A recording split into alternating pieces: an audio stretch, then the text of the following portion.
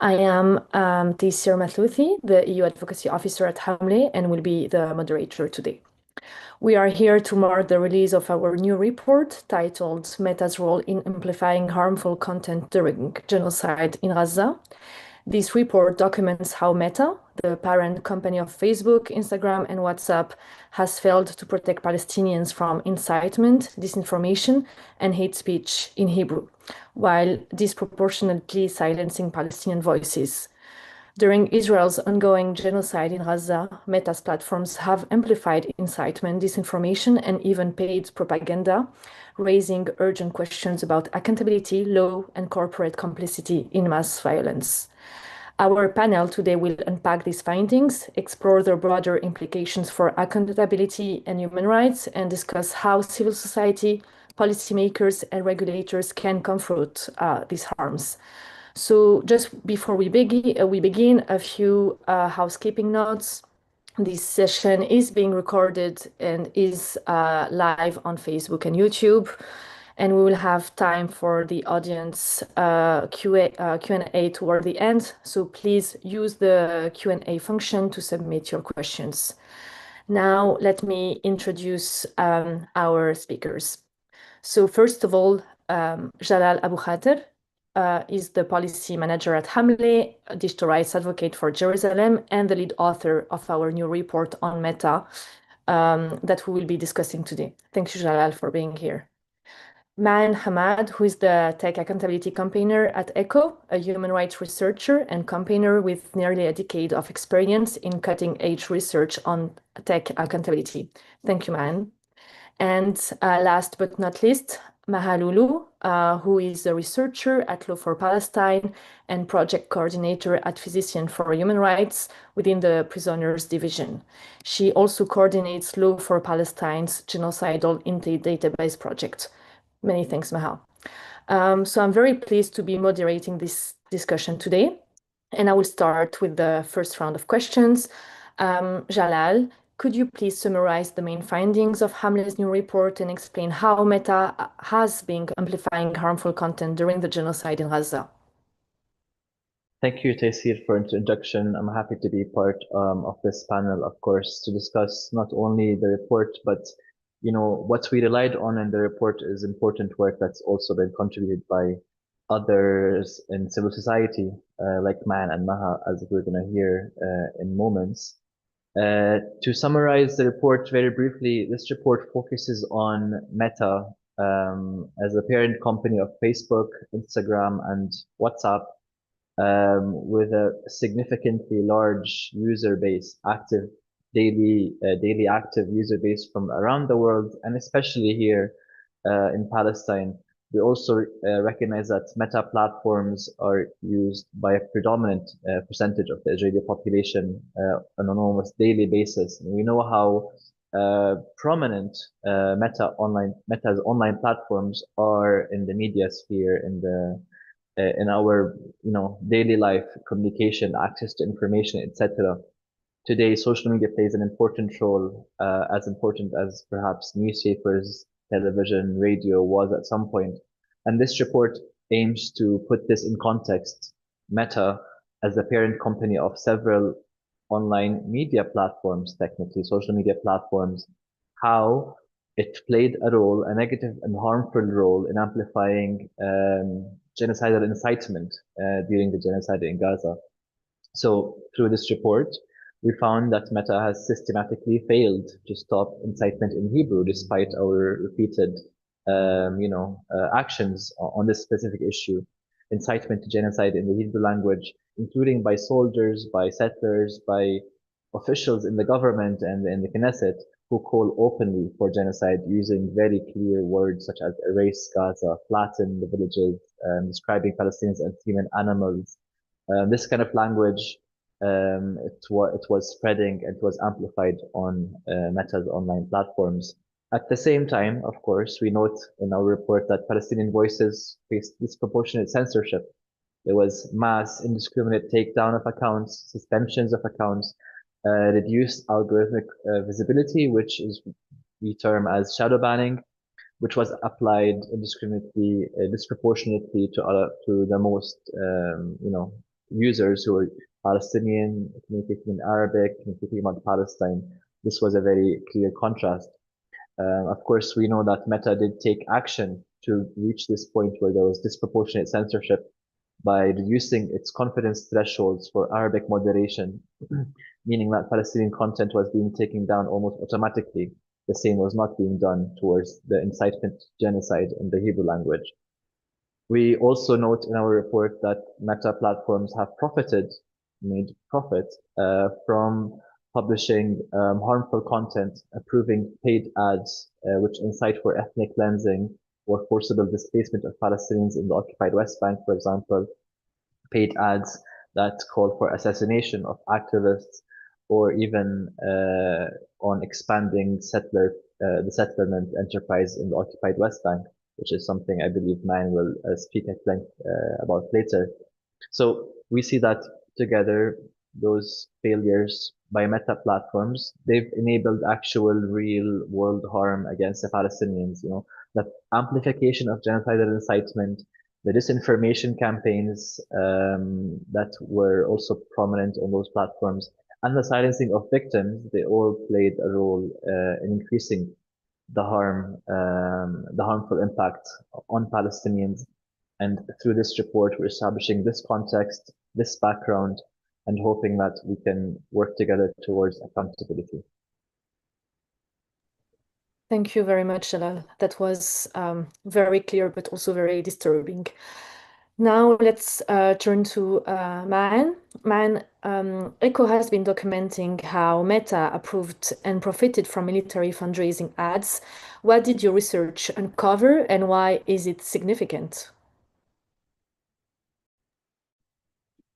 Thank you, Taysir, and everybody attending, and to Hamle for another great report that always helps activists and researchers and advocates sort of take something that we all feel is true to sort of facts in a report, which is always helpful.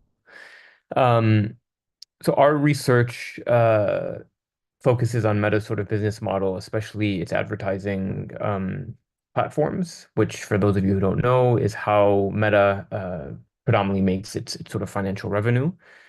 And we looked at how the platform itself was allowing hyper-targeted advertisements to both facilitate sort of genocidal narratives as well as to support financially and militarily the Israeli military. I would say the harmful narratives part is quite concerning. Basically, every time Israeli lawmakers, whether the fringe far right or hawkish sort of lawmakers and politicians, have claimed genocidal narratives to the media or on their own social media, you often can find that they pay Meta to run these ads across Israel to hyper-target Israelis to push this narrative sort of home. Most people don't necessarily know this because it's mostly in Hebrew. But these Hebrew language ads, they include the Ben Gavirs, the Smotriches of the world, literally paying Meta to target hate speech and genocidal narratives to the Israeli public.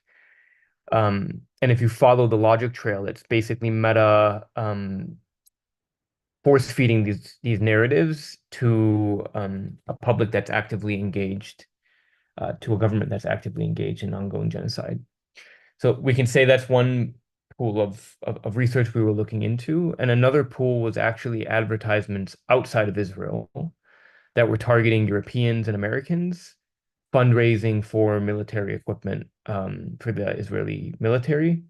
They do this sort of in a kind of obscure way where they're fundraising for drones that they're saying are for defense missions or tactical sites or bulletproof vests for defense missions. However, 972 reporting recently this year uncovered that these sort of civilian drones are actually being rigged by the Israeli military to hold explosives used to enforce Israel's kill zone. And these are the same exact model drones that groups across the US, charity groups across the US, pro-Israel hawkish groups across the US and Europe are actively fundraising for. As an example, some of these pages have fundraised millions of dollars for military equipment. This includes, like I said, civilian drones like the DJI or the EVO model drones, as well as $1,800 contributions to military units, generators for bulldozer units to quote unquote let them finish their mission, bulletproof vests, tactical sights, a whole suite of military equipment that, again, Meta is basically serving to the people, profiting from, and allowing Israel's genocidal expansionary onslaught in Gaza to sort of go unabated. Thank you very much, man. Your findings prove again how big tech companies are purposely straightening ties with the military. Maha, let me bring you here with a question on the genocidal intent. So, Law for Palestine tracks genocidal intent, and from your perspective, how does online incitement and disinformation contribute to that intent? Thank you, Taysir. Thank you, Hamle, for hosting this webinar. And thanks to everyone who has expressed interest in this topic. So basically, the way I see it, online incitement, whether it's from state officials, influencers, or just ordinary users, it plays a major role in shaping and reflecting genocidal intent. It spreads narratives that justify extreme violence against Palestinians, especially those in Gaza.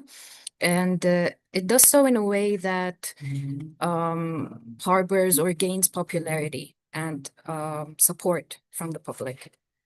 So we view these posts as not just opinions. I mean, they're essentially a window to the mindset of a whole public. They reveal how people think, how they view the atrocities committed against Palestinians, and how they respond to ongoing genocide. So when we track these statements, we kind of paint a clear picture. The status quo becomes clear. The call for erasure of Gaza and its people becomes very much normalized. So does the dehumanization of Palestinians. I mean, there isn't much of a filter to it. So these statements become sort of like evidence of a genocidal way of thinking. And this way of thinking kind of fuels a whole society. That same society that whose members serve as soldiers in Gaza and in the West Bank, that same society that votes in political parties, political leaders, that same society controls the media narratives, it shapes the education system, and so on and so forth. So it becomes very clear that what we see online is not very much separate from what happens on the ground. And the online incitement makes it pretty clear that everything is a part of the same structure, whether it is online or whether it is the actual acts within the Gaza Strip or the West Bank or Palestine in general. Thank you. That gives us a very clear picture of the scale of Meta's complicity and the role digital platforms are playing in exacerbating the genocide on Gaza's people. Let's now look at how this research was conducted and what it means going forward.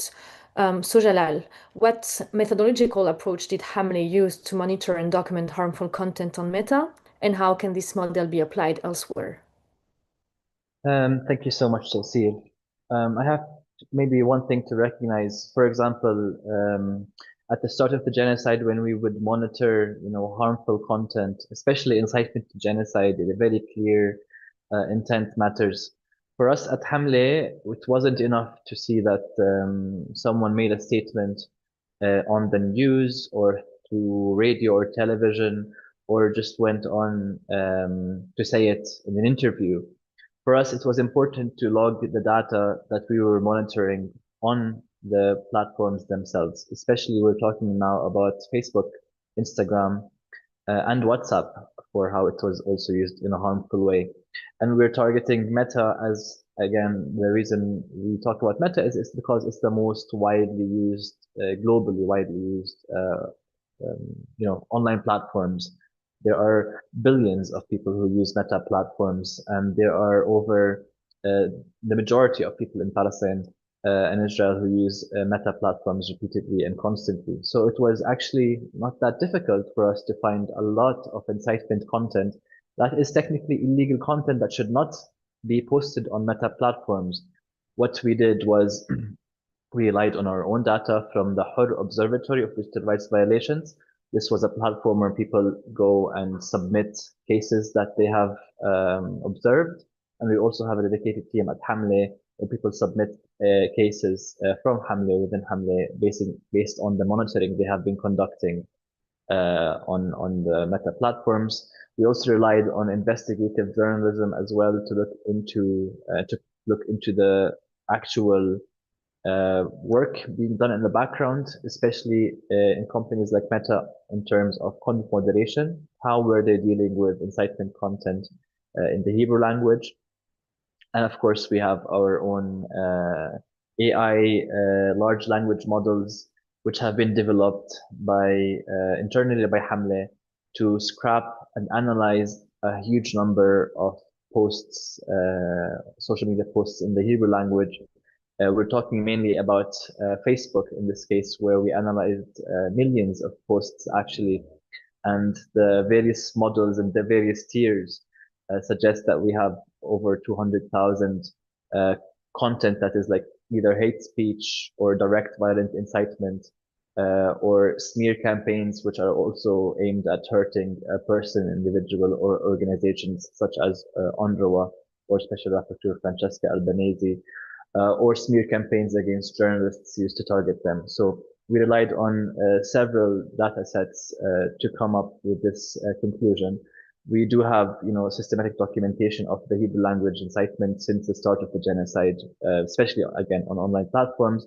But we also gave more importance and prominence to public Israeli figures, soldiers, officials, the ones who are actually implementing the policy on the ground. We had to do a comparative analysis of how the Hebrew language was being approached by the company Meta compared to Arabic content, which was being disproportionately flagged throughout this period. This was important for us to come up with this point that Meta was discriminating against Palestinians and also causing, real world harm by amplifying harmful content. The other thing we conducted at Hamle, which is something we did repeatedly before, and we sent the results to Meta directly, is that we conducted ad experiments, meaning that we coordinated with investigative journalists sometimes, but we conducted the experiments on our own. We basically tried to test out dozens of Hebrew language advertising posts, paid advertising, which the Hebrew content would be reflecting what we have been monitoring actually on Facebook, let's say. Using the same phrases, putting in posts and testing if they get approved. In both cases, many of the ads, even most of them in the most recent case, most recent investigation, were approved by the Meta Ads Manager, which again showed that there are shortfalls with how content is being moderated, especially in the Hebrew language when it comes to ads. And of course, combining all our findings, combining the work of tech workers and investigative journalists and collaborating with others who are working on contexts of Myanmar, of Ethiopia, of Sudan, for example, we were able to come up with this conclusion for this report. Thank you.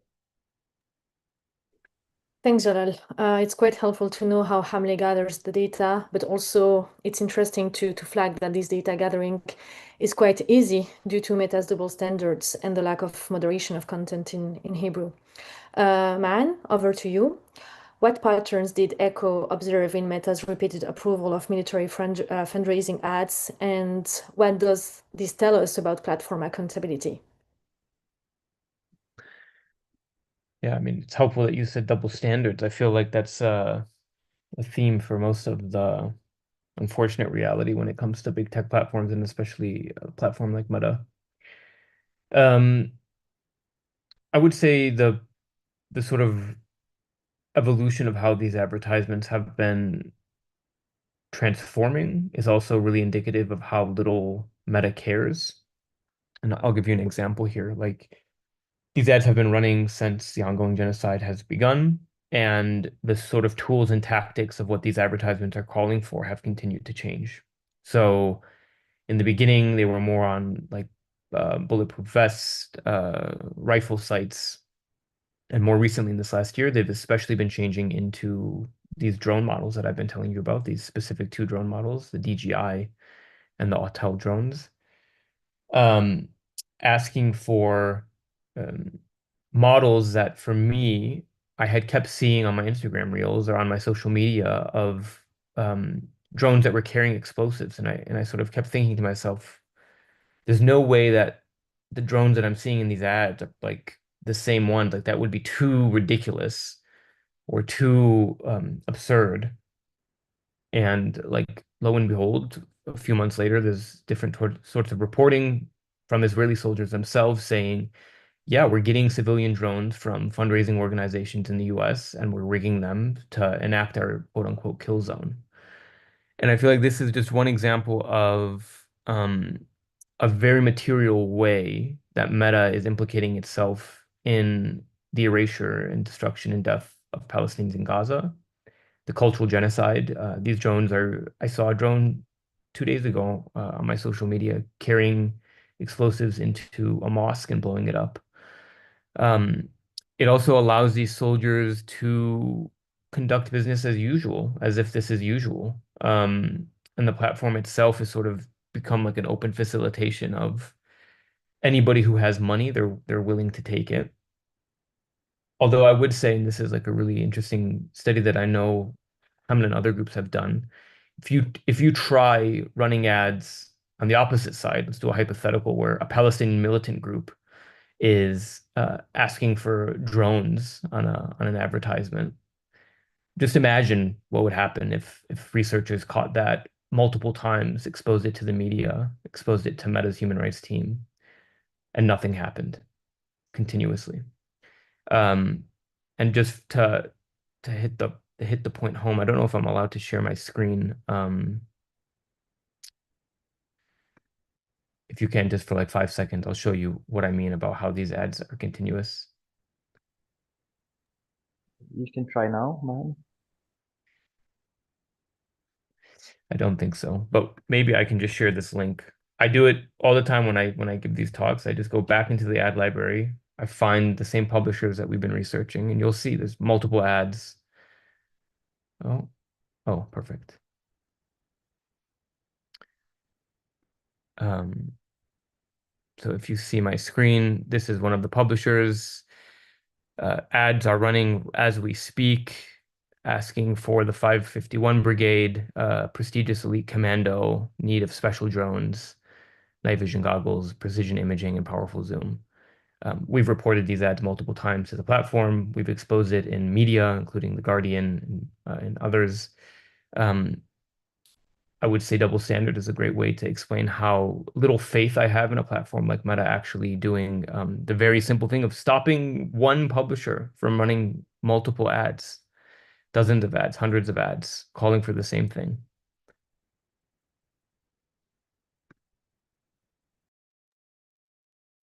That's crazy. And yeah, and that's quite disturbing to hear from you how Meta holds little to no accountability when it comes to that. But that's very helpful to at least see it. So Maha, could you tell us more about your work on specifically on the genocidal intent database? Yes. So legally speaking, what makes proving genocide so challenging is that it's not enough to show that atrocities occurred. You also have to prove that these acts were carried out with the specific intent to destroy, whether in whole or in part, a particular group.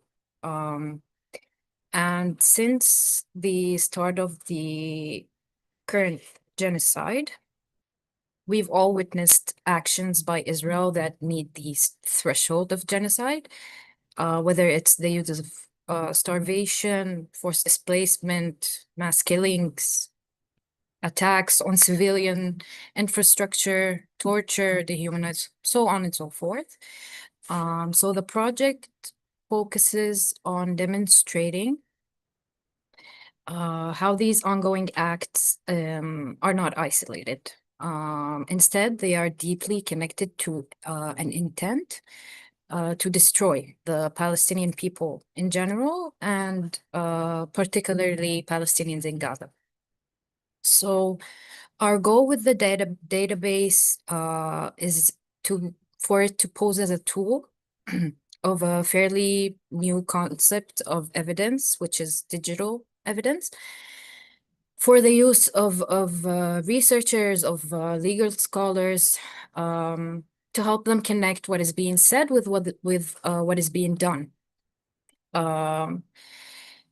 So the goal is to basically provide an accessible archive to help follow the truly copious amounts of incitement that have surfaced since October of 2023. And that is not only because this information can become increasingly difficult to find with time, but also because the actions of Israel in Gaza since the start of the genocide follow a pattern. They're not isolated, they have really clear patterns that repeat themselves. So archiving digital evidence is essential for following these patterns and for holding the perpetrators of these actions accountable.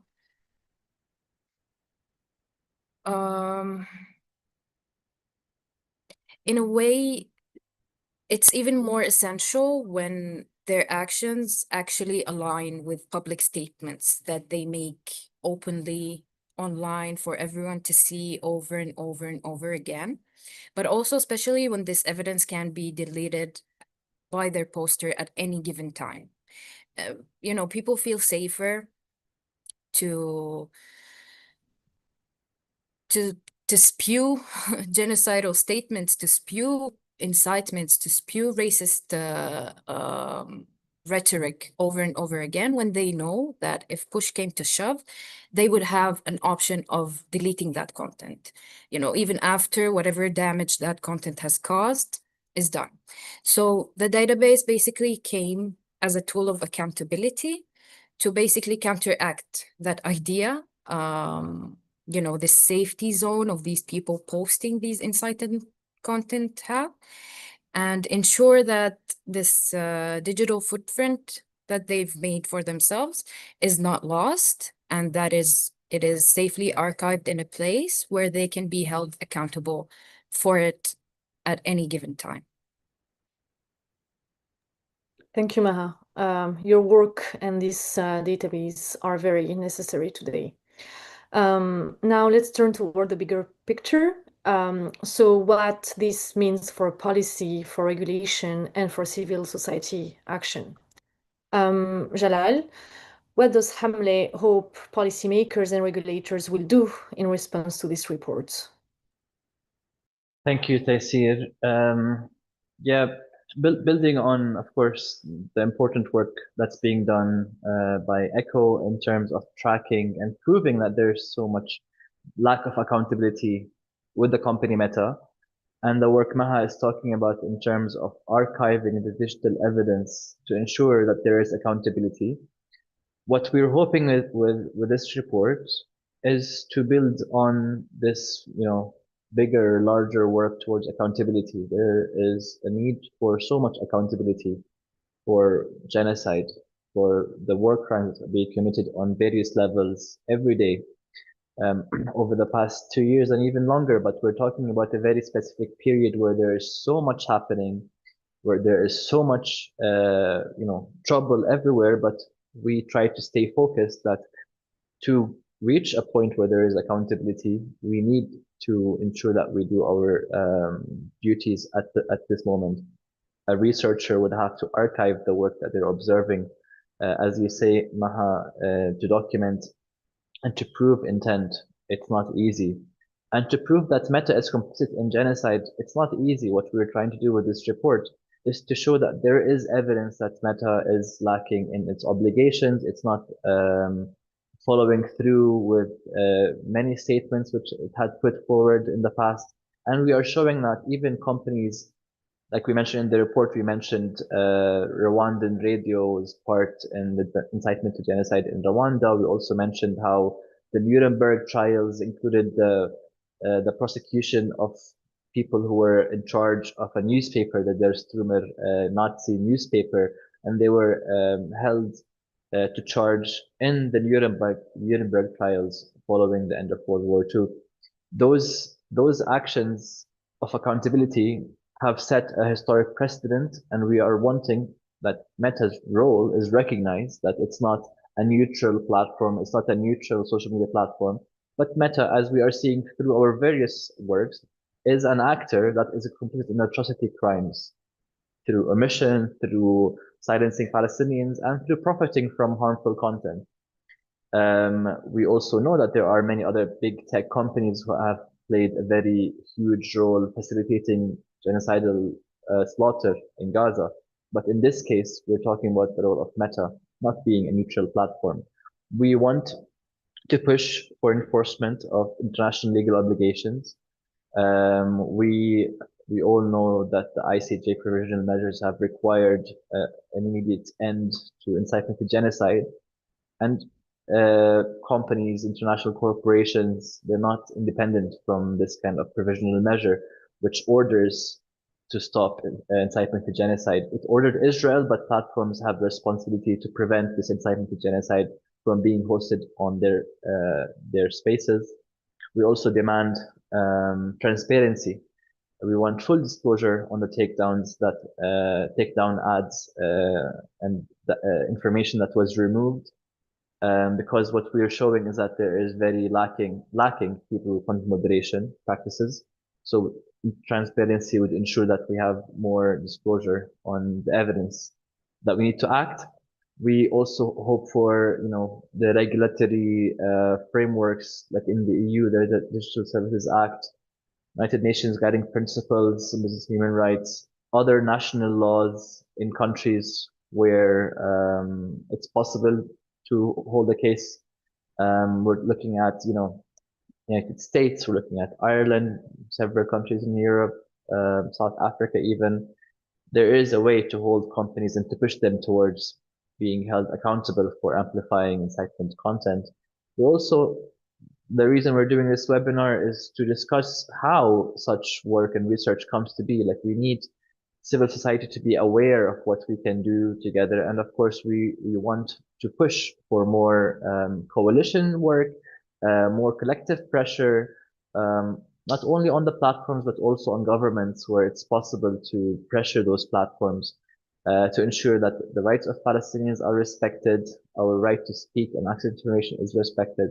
At the same time, platforms are not lacking on their obligations in terms of international law in its various formats. So we're hoping that this report and this collective work does get us an inch closer towards accountability in the near future. Thank you. Thank you, Jalal. That was very clear and exhaustive.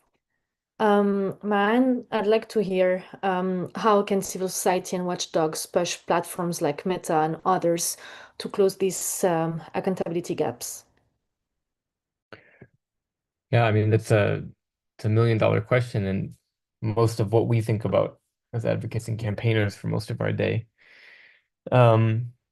I would say I was a bit naive when I started this campaigning work many, many years ago, because I thought that companies, as sort of you all have laid out in this report and in their own human rights reporting, they have these sort of community standards and guiding principles that they ought to abide by. But very much like governments around the world, they fail. They sort of don't, and organizations like ours and others sort of are meant to push these companies to be better. I would say the difference between companies and countries, though, is that the tactics you can use to move a company are very different than a country. Um, Countries often have less role players or like stakeholders in their sort of in this sort of game. Or for a company, there's lots of different people you can push. There's regulators, there's investors, there's regulatory boards, there's state lawmakers, there's country lawmakers. These companies have also uh, sort of spread so far in the world as multinationals that you have many different sort of regulators that in theory you could tap into. And for this example, on the advertisements that we've been researching, um, I don't know if Meta listens to these calls, but I can tell them this, not even in confidence. We did not assume they would do anything. So, you know, we did our sort of usual due diligence. We shared the report. We tried to engage with them, but we immediately thought, how can we actually get the company to do something? And that follows many different tactics where, for example, the advertisements that they're approving that are fundraising for military equipment are being targeted to users in France and the UK and Belgium and Italy, where in all of these different countries, it's illegal for a charity to fundraise for military equipment. So basically, Meta is allowing, oftentimes in contravention to national laws, by allowing geo-targeted ads to a French user, for example, to fundraise for the Israeli military, which is illegal under national uh, sort of regulations in different countries. So we're thinking, how can we tap into regulators who do care? You know, like France doesn't, in theory, want their citizens to fundraise for a military enacting genocide. France has regulators and data commissions who, in theory, can push Meta to stop in a way that is a little bit more, I suppose, sort of intimidating than a watchdog that they continue to ignore. That's one example. And I would also say, not to get scary or bleak, but these companies are so infiltrated in warfare these days that they're no longer just sort of tech giants that run social media platforms. Like Meta's technology is also helping the Israeli military target and kill Palestinians because it scrapes WhatsApp and social media and uses it in a different Microsoft Azure technology that helps its targeting program. So um, I get really worried about how little sort of reporting there is and how little sort of public concern there is about how infiltrated these companies are in warfare. And Gaza and Palestine is a great example of what's to come next. Like, if we don't stop the genocide in Gaza, this is what warfare looks like. It looks like drone strikes and technology scraping your data to target it and put it in 100-run military hit in one day to kill 100 Palestinians, when not even a decade ago or 2 decades ago, that was feasibly impossible. You couldn't do that because technology wasn't being sort of manipulated in the way that it is. Um, so I hope that regulators and lawmakers and inshallah, a future tribunal will hold these companies to account to stop not just the onslaught in Gaza, but whatever next genocidal onslaught empire or the West will try to enact on realistically the global South. Thanks, man. You said it very well. Palestine is a laboratory, and if it doesn't stop now, it will continue in other parts of the world. Maha, based on your work documenting genocidal intent and monitoring violations, what role can documentation and evidence gathering by civil society play in ensuring accountability for platforms like Meta? So documentation and evidence gathering by civil society, to me, are absolutely vital in pushing for accountability. That is not just for states or individuals, which is what something people are used. But also for platforms like Meta, also Twitter, Telegram, like just huge corporations that people seem to think that they're untouchable. So when platforms host, so to speak, or amplify incitement, or hate speech or disinformation and so on and so forth, that contributes to genocidal intent. So effectively, they become a part of an ecosystem of violence. And the role of civil society in that is exposing it, basically. I guess by archiving posts, by monitoring patterns, by monitoring biases, highlighting harmful narratives, civil society in that way helps sort of build a body of evidence. This body of evidence can be used to, let's say, hurt those companies where it hurts the most, which is their pockets, and to pressure them, whether it's through advocacy, whether it's legal complaints, public campaigns, and so on and so forth. So this kind of work not only documents violations in real life, but also, like I said before, it prevents the erasure or revisionism, so to speak, that could happen later. And especially like people mentioned here in contexts like ours, where online incitement mirrors basically real world atrocities, the role of civil society documentation becomes super essential.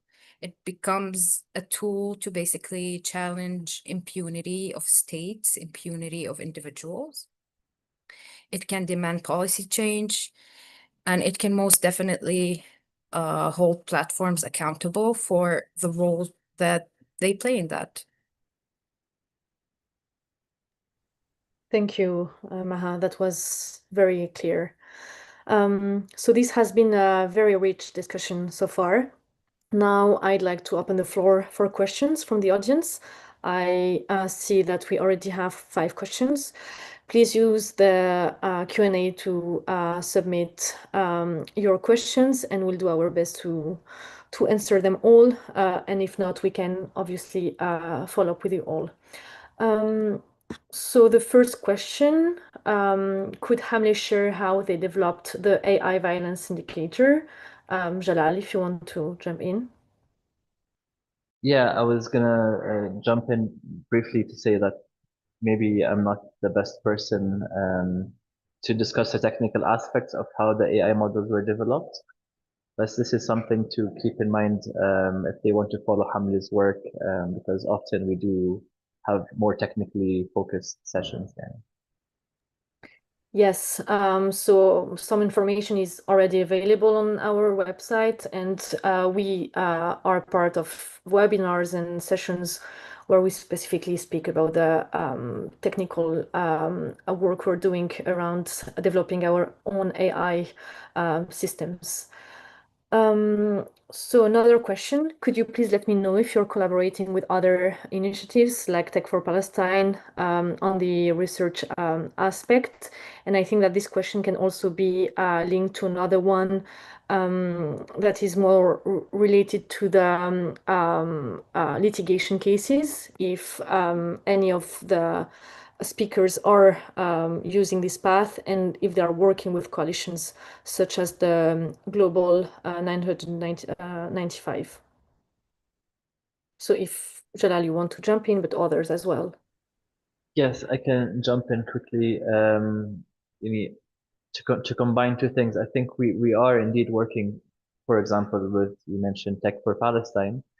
We are part of the initiative, and there are many similar initiatives which are, bringing various actors in similar spaces to share knowledge, to share resources, and to advance our, collective goals. So, for example, a space like Tech for Palestine is a large host of various actors, but we as Hamle, we continue with our focused mandate as civil society who is documenting and monitoring the situation on online platforms. You also mentioned litigation. This is something we consider very heavily to be important for us. Perhaps Hamle is not the legal organization to carry out litigation, but what we do is we document the evidence. We speak with those who have interest in taking cases forward, conducting more research. Um, and I know that the efforts are indeed there, and there are many different communication channels where different organizations, different individuals seek different pathways, but supporting each other with the work. So what we're doing, what we're publishing in terms of research, in terms of knowledge, is already being used to advance, litigation options, hopefully. And I believe it's very similar to Ma'an and Naha, if you want to contribute. Yeah, Tech for Palestine is one example. I think there's been a growing sort of list of coalitions that are trying to engage in this work, engage in this space to make the connections that I was talking about. I really appreciate groups like Hamla who have been doing this work for much longer than these coalitions have been around, which I think is indicative of just how connected to the cause and the issue Hamla is. And I know groups like ours often look at them as a sort of North Star when we're thinking of how to engage on this work. And I hope that it continues to grow. I actually hope that there's more cross-pollinating between groups like ours and other groups, whether that's legal outfits or advocacy organizations that don't necessarily do research or campaigning, but to sort of fill those gaps, I think is imperative. And in a sort of organic way, I've been seeing this sort of happen over the last 2 years, which is helpful to see.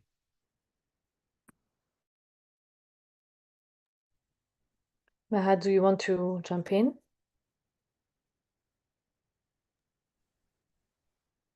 I mean, I wouldn't know about Meta in particular, but in terms of using any sort of archiving efforts or documentations of genocidal incitement in legal courts, yes, of course, this is basically the point of these sort of archiving efforts. It is, like I said, to keep evidence there, especially when it's very easy for it to be erased, deleted, tampered with, and so on and so forth.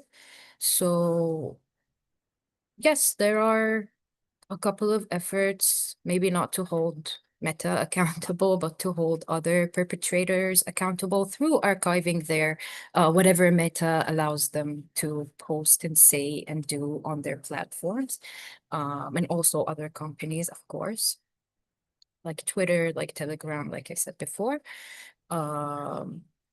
So yes, these efforts are being made, and this digital, it's funny because, we've noticed this digital era shift both ways. Like, we also view a literal genocide on our phones on the daily, but we also try and hold people accountable for said genocide through things that they also post digitally. So yes, this is what I have to say about it. That archiving, digital evidence, digital footprints are very important. I feel like would be one of the most important evidence gathering manner in the future. Yes. Hope that answered the question anyway. Yes, thank you very much. So yeah, two questions that kind of ask the same point. So in terms of methodology, how are you, the two of you, defining violence? Yeah, two questions ask that. So are you reporting to Meta your findings and the data you've been gathering? And do you hear a response from Meta? Are they providing you any explanation or counter arguments?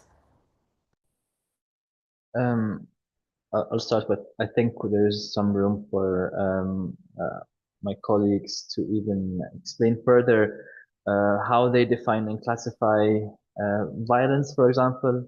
For us at Hamle, the way we do it, we have different levels to how we are defining the speech that we document.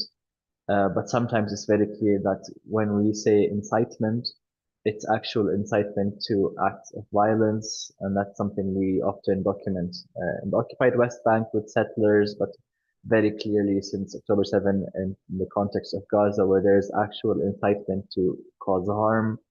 Violence there could be violent language, for example, there could be hate speech, there could be smear campaigns. Not necessarily everything is a call for violence or incitement, but we know that there's a pattern that we are trying to document also when we see a surge in hate speech, when we see a surge of dehumanizing language being uttered by active duty soldiers, for example. That's not negligible. That's not just like hate speech to look and disconnect from the reality. It's not isolated. It's all part of a larger machine that is causing real world harm. So we do have our own methodology of how we classify the posts, and of course we report to Meta manually. We report thousands of cases manually, which takes a lot of effort. This is something perhaps I didn't speak much about, but it takes a lot of effort from civil society to be doing the job of those major companies with huge revenues, that we're telling them this is a very dangerous, harmful content that must be removed, and they would only do so when we expose that kind of harmful content.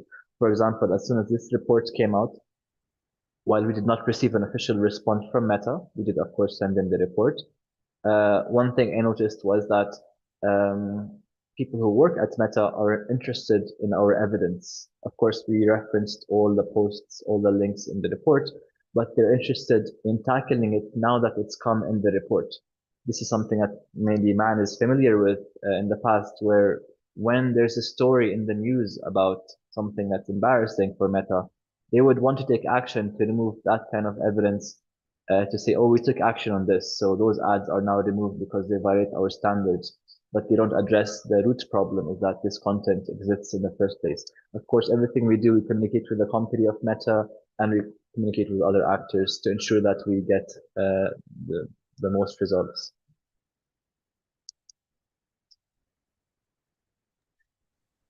Man, wow.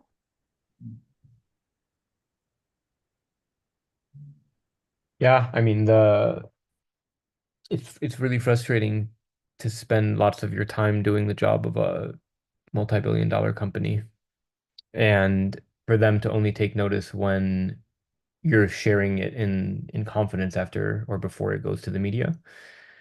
And I think it's this playbook. I mean, we've done it enough times where we know we send them the report and they'll give us a little boilerplate sort of message saying that they're working to review these advertisements. The journalists reach out to them. They tell the journalist these are under review. Meta does not allow advertisements that go against its company policy. And if it does, you know, the boilerplate text. And I don't think it's impossible for them to do it because I think what your report shows and what years of documentation have shown is that, well, they're really good at suppressing Palestinian content. They're so good that they infringe on their human rights. So it's not that they can't take action or moderate their platforms. It's an active decision not to. It's a political decision not to. Uh, it's a financial decision not to. There's many reasons why it's much easier for them in the same sort of disturbing historical narratives of racism in our world, where it's easier for them to diminish and harm Palestinian human rights as opposed to taking action against Israel, or Israeli lawmakers, or Israeli groups that are fundraising for drones. And I guess we exist in that absurdity. We continue our jobs in that absurdity. We engage in good faith with the companies in that absurdity, which is the sort of painful bit. And I believe at some point in one day in history, they're going to have to reflect and have a reckoning. And groups like ours will at least say, we literally did everything we could to stop the company's role. And it's on the company and hopefully some sort of accountability mechanism to make sure that course changes. Thank you, Mahan. Maha, do you want to jump in? So in terms of defining violence when it comes to whatever we document in our database, there are, and most of the entries have really just clear incitement in them. They have dehumanizing language, they have violent rhetoric. It's not very filtered, but it's always important when we look at these things, when we want to work on archiving genocidal statements in order to prove intent. It is very important to look at context. So, for example, if I'm watching The Patriots on Channel 14 and someone said it would be just better if they all leave, I mean, that in itself is not a very violent, inciting. Some would say that it is not a very violent and inciting thing to say, but when you put it in context, in that same journalist, 2 sentences prior, had said erase Gaza and you know, we don't want any more Gazans to live in Gaza. We want to build settlements and so on and so forth. So this in itself creates that seemingly unharmful statement into a violent one. So it is very important to take context into consideration in order for because some people think they're smart. They find loopholes in the way that they can incite to violence. So for us as the civil society that is doing the job, like Man said, of big corporations, it's very important for us to keep those also underlying violent statements documented and archived. Thank you, Maha. Unfortunately, we won't be able to answer more questions, but I encourage you to follow us and to reach out to us via email, and we will do our best to follow up and to answer all your questions. I would like to thank our panelists, Jalal, Man, and Maha, for their insightful contributions, and thank you to everyone who joined us today for this important discussion. This report is not only about Meta, but about the urgent need for accountability in the tech sector. We encourage you to read and share Hamlet's report, continue engaging in these conversations, and support civil society efforts pushing for accountability and justice. With that, I will close today's webinar. Thank you again to our panelists and audience, and we hope to see you at future events and webinars. Thank you.